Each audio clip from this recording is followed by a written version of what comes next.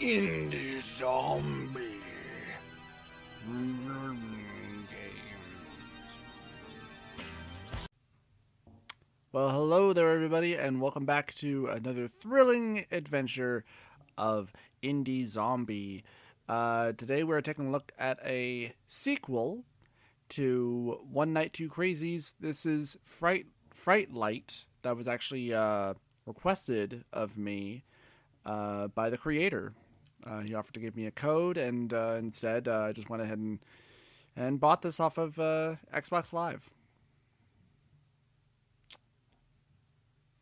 Loading scary images.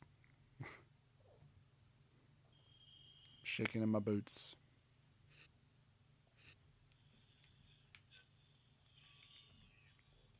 Alright, so We he's still interrupt leaning this out. broadcast to bring you a startling news story. 3 patients at the Springfield Asylum broke out of their cells just 2 hours ago. Be warned that these people are strangely dressed and should not be approached. Authorities are trying to find Can't all see 4 of the very patients well. before sunup. Apparently, they have photodermatitis, which means they are allergic to concentrated light, such as the sun or a flashlight. If you spot these individuals, do not hesitate to call the police and avoid all contact. Hold on one Okay, at moment. least the Just story getting this now. seems to be different. It appears the escaped patients broke into a zoo, and now the main attraction, known as Betty, has been released. It's a 4-foot tarantula and the world's largest. This beast is very dangerous, so if you spot it, please also call the police. Like the 3 fugitives, it is also afraid of light, so the police are hoping to catch it by dawn, or it'll go into hiding. Very silly so far. Very silly. Can't really. It's saying press A. I'm wondering what that means.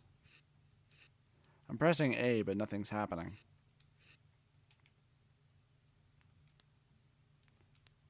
Oh, okay. Okay, so extra mechanic. You also have flashlight. Okay, well that's kind of interesting.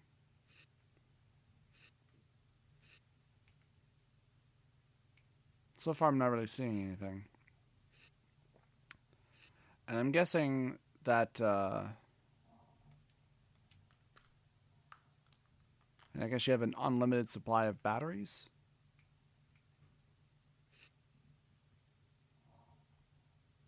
Does that mean to tell me that something's in there? Because I'm not seeing anything. So yeah, this was actually requested to me uh, by the maker of this. He sent me a direct message over my YouTube channel because apparently he subscribed to my channel and wanted to thank me for doing a let's play of the first game and wanted to let me know that he had made a sequel and wanted to ask me if I would take a look at it. So that's what I'm doing right now.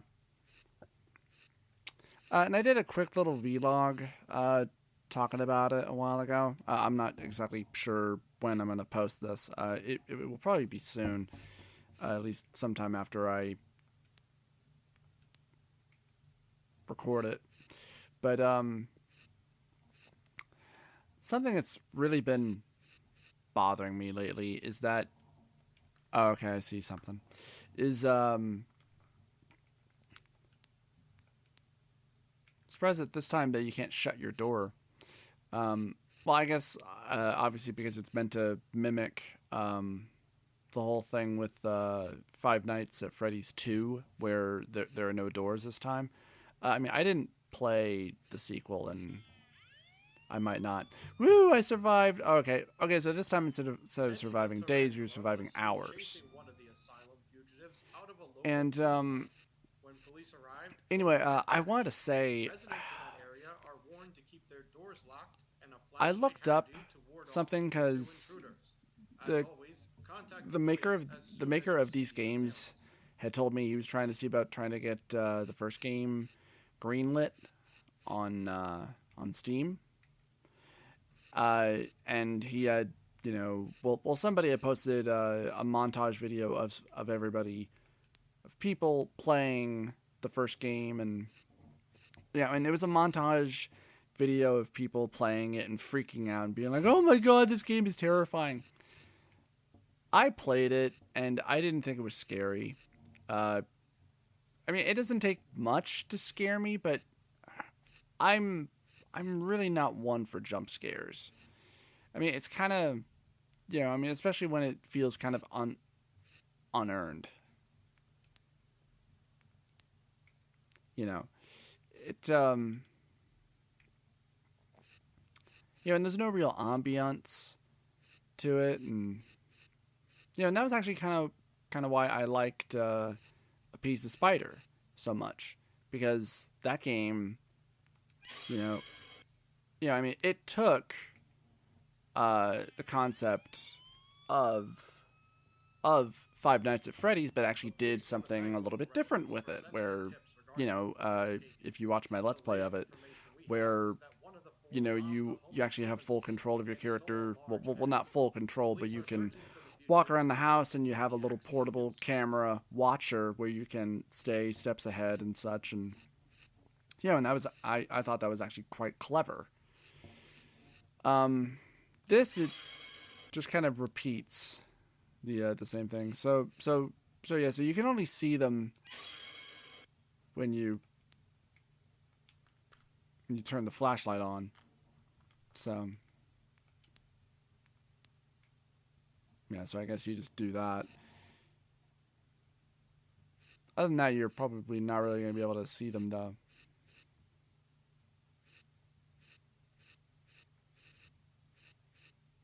And I had suggested in the vlog that it would probably be a much more better idea, and this is something somebody else had suggested on the Steam Greenlight page, where get rid of the whole security camera.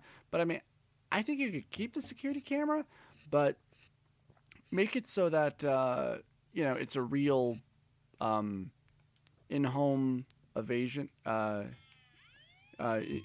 scenario. Only you have full control of your character, and you have various other goals that you have to do. Like maybe you have to find a phone, to call the police, or you have to find a way out of the house, restore your security system, and at the same time, you're trying to hide and try to stay a few steps ahead of the people who've broken into your house. And either they're trying to rob your house, or they're trying to find some sort of a specific item, or something that's relevant to the story. Or maybe there are hostages in the house as well, like your own family members and such. That would actually make for a compelling game and story. And you could have the ambient. Okay, that did make me jump. And you could have actual compelling gameplay with that too. I mean, you have unlimited batteries, so that's good.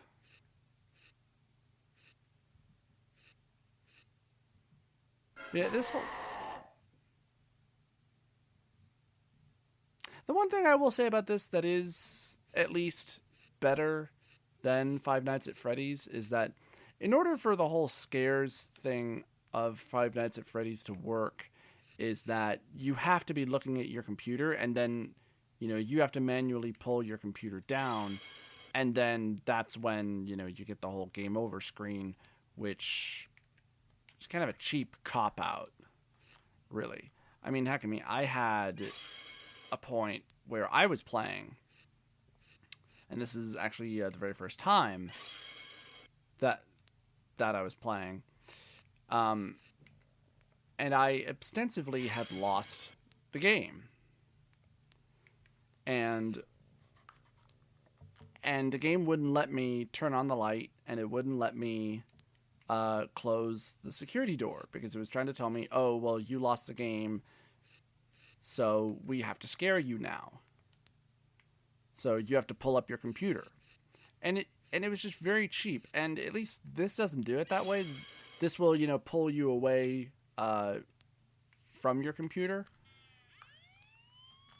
which is at least nice.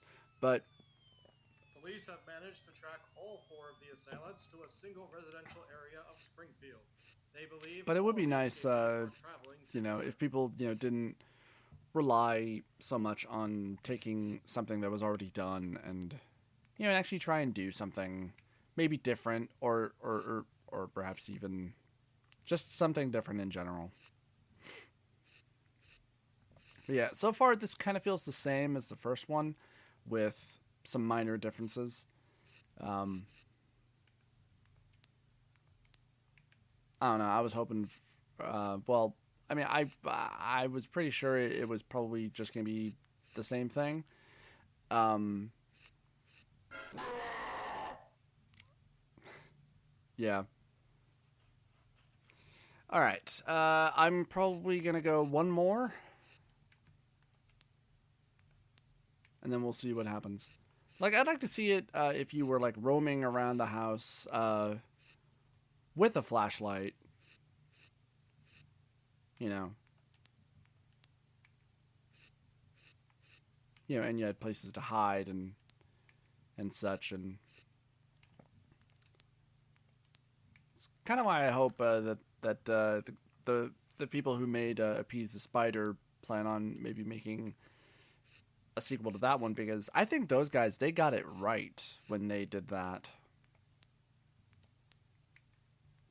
That and my back is starting to bother me. Because whenever I record like this, I have to lean forward a little bit into the mic.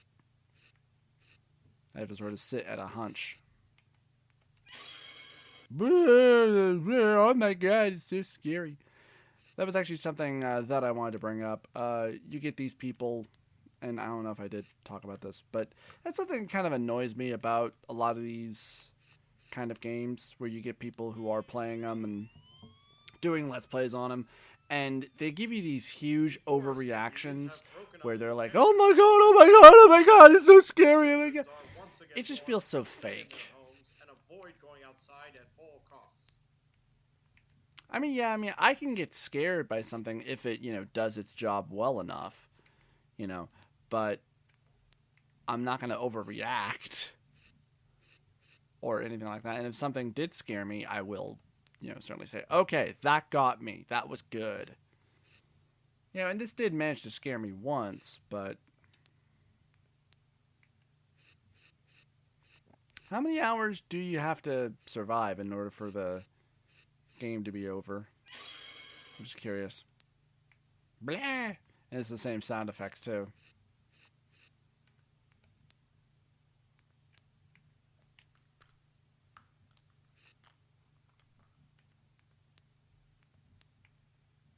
Yeah, and you have an unlimited supply of batteries, which is nice.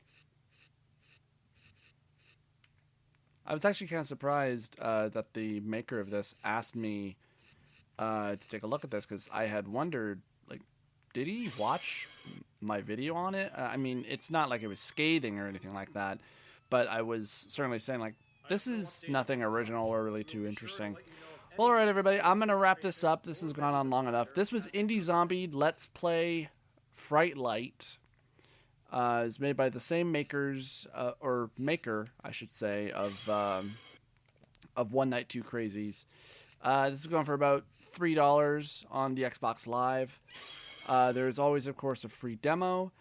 So go ahead and click the like or favorite subscribe button if you did enjoy this, and I will see you guys next time, where I will be working on plenty of many other indie zombie episodes in the coming few days. I also have a few other videos that will be coming out soon. Until then, I'll see you guys next time. Wonder if I can go out on a scare.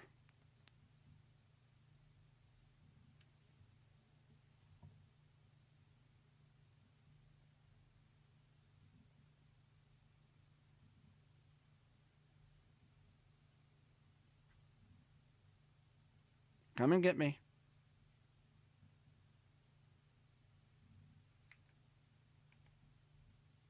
I'm waiting.